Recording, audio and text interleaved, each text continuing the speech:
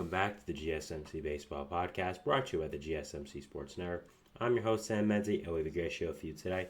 First topic we're going over is my final mock draft for the draft, which is upcoming this Sunday, so I did just want to go over that for the final time. After that, we'll be going over Paul Skeens being selected to start the All-Star game, the Phillies sweeping the Dodgers, the most sold jerseys of this year, and then going over some important weekend series as well.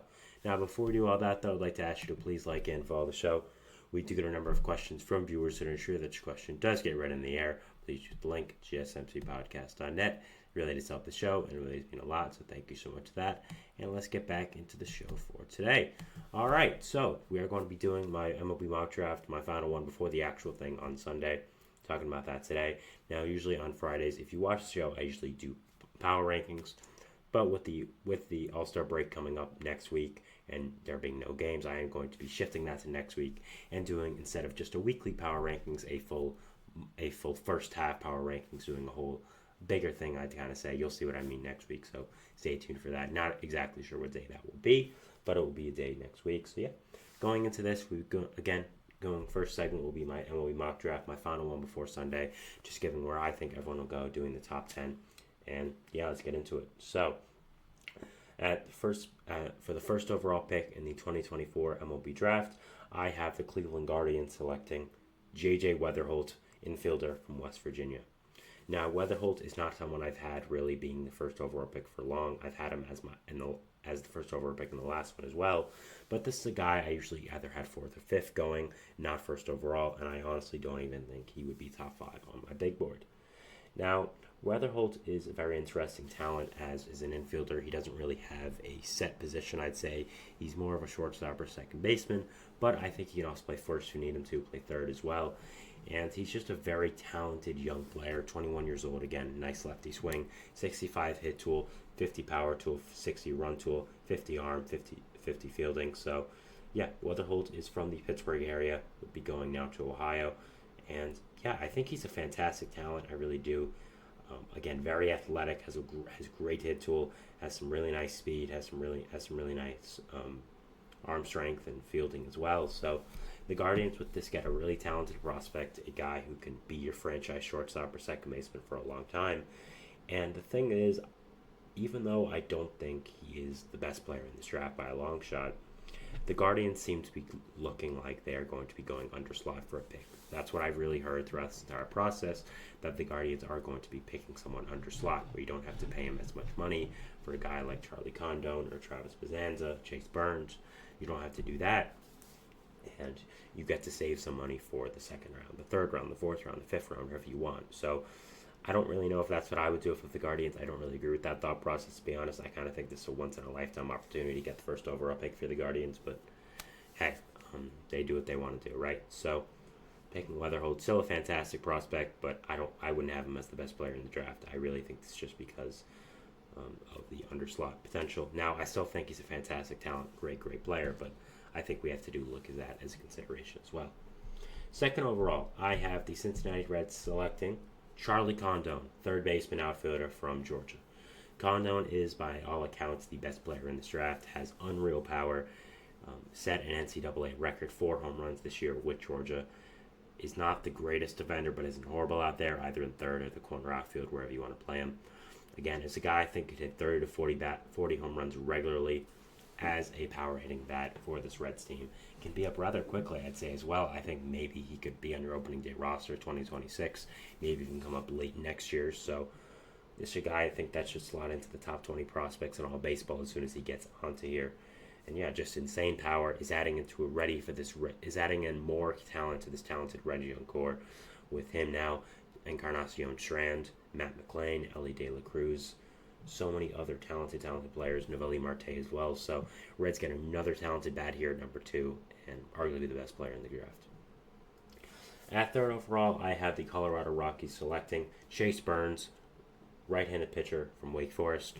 Burns is tied with Hagen Smith, I'd say, for the best pitcher in this entire draft. Both are really kind of in the same area. I have the Rockies taking Burns as really they've been connecting throughout. It's really been him or Condon, and with Condon now off the board, of course, them taking Burns, in my opinion at least, seems like the most likely of things. taking a superstar pitcher that can hopefully have his stuff translate to Coors Field is important to them, and the Rockies obviously feel like he can. Having him and Chase Dollander in the wing as two of your future aces for this team can really help you get going for the future. And yeah, I think this would be a great pick for them. I think it would make a lot of sense, and yeah, I think it's good. Now at 4th overall, I have the Oakland Athletics selecting Travis Bazanza, infielder from Oregon State. Now Bazanza is, with most people, the second or first best player in this entire draft. He's really up there with Condon from Georgia. But the reason I don't have him going in the top 3 is because of money. It seems like he's going to be wanting a lot of money, which he should, as he is, by consensus, the best player in this draft. And it's looking like the Guardians won't want to pay it. It's looking like the Reds prefer Condon over him, and the Rockies then prefer Burns over him. So it's really just kind of bad luck that he's falling to 4 and falling to the A's. But with this pick, the A's get a transformative talent in Bazanza, a guy from Australia who can be one of the best players in baseball in the next 5 years or so. Has absolutely crazy talent when swinging the bat, is a great player. Again, by most people's account, is the best player in baseball. 21, can be up, I would say, probably by next year. And yeah, I think this guy is fantastic. You're getting a guy who can really represent your franchise when you move to Las Vegas, be a franchise icon. And yeah, I think this is a fantastic bet by Oakland if you were able to have Bazanza fall to you. And yeah, I think they would be rushing to the podium and getting it.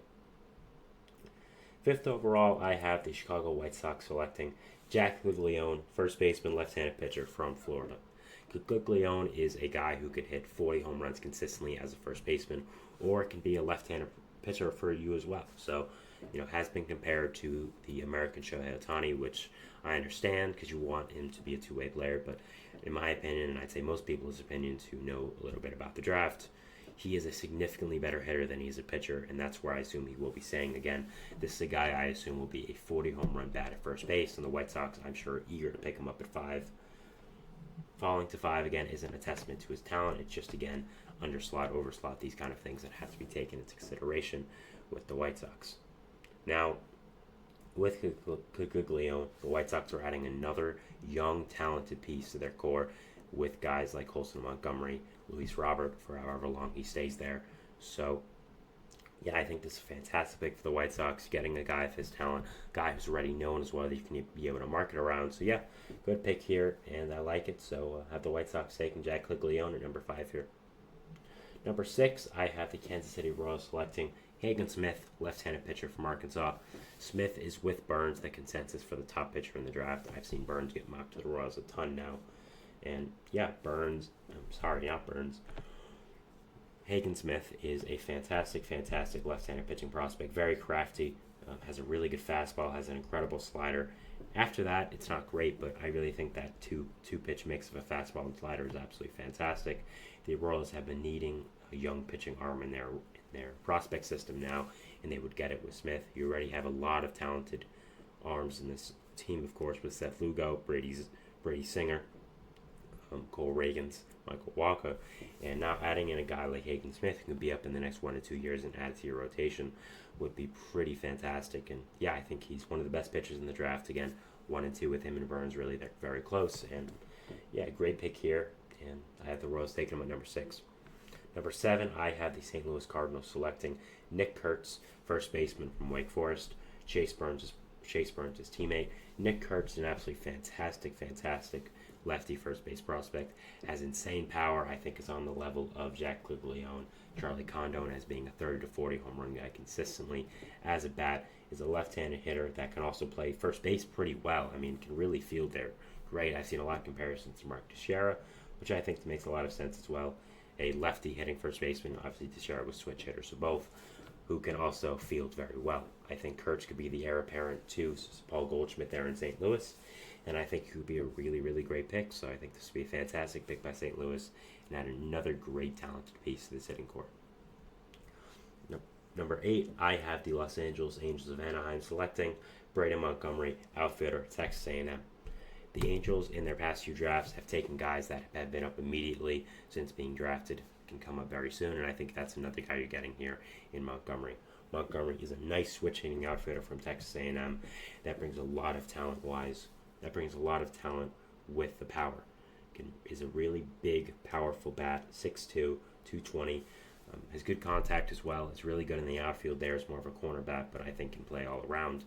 And yeah, the interesting this guy are getting a guy who can come up in the next 1 to 2 years, be a really good power bat, be a really good contact bat, and I think would be another person to add to this young core of players with guys like Zach Neto, Nelson Rada, Logan O'Hoppe, Nolan Schnuel, man, adding in another great talented player here. Ninth overall, the Pittsburgh Pirates select James Tibbs, outfielder, Florida State. Pirates are getting an MLB-ready outfielder right now to help aid this young hitting core. You have some pitchers, but I think it's time for them to really get some young hitters and get some young, talented position players into this team. Getting Tibbs, you got a guy who can come up in the next 1 to 2 years, become a really great outfielder for you guys, and again, help out with this young core because the pitching's there. You have an elite top three of Mitch Keller, Jared Jones, and Paul Skeens, and adding in a guy like Tibbs would really help you out and really help out this hitting core. So I think this would be a good pick, and yeah, I think this is who the Pirates end up taking. And finally, for the last pick of this mock draft, we have at number 10, the Washington Nationals selecting Bryce Rayner, shortstop from Harvard Westlake High School in California. The only high school player I have going in this top 10, so of course the highest rated one. Rayner is a very raw shortstop prospect with a lot of talent fielding-wise and hitting-wise, and I think will be a fantastic addition to this Nationals young core. Comes from the baseball powerhouse that is Harvard Westlake that has guys like Max Fried, Jack Flaherty, Pete Armstrong come from there, even more than I'm forgetting.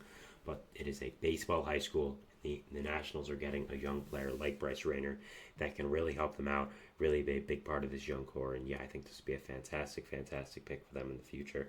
And very excited to see what does end up coming with this pick. So that is my final mock draft here, opening up our show today. Let me know what I got right. Let me know what I got wrong, and I'll be going over it on Monday on our show as well, talking about the draft. So yeah, that is our first segment here, talking about my MLB Mock Draft. Moving into our second segment here, which is going to be talking about Paul Skeens and the decision to have him start the All-Star game. So yeah, we'll be going over that, and we'll see you after the break. So thanks, and bye.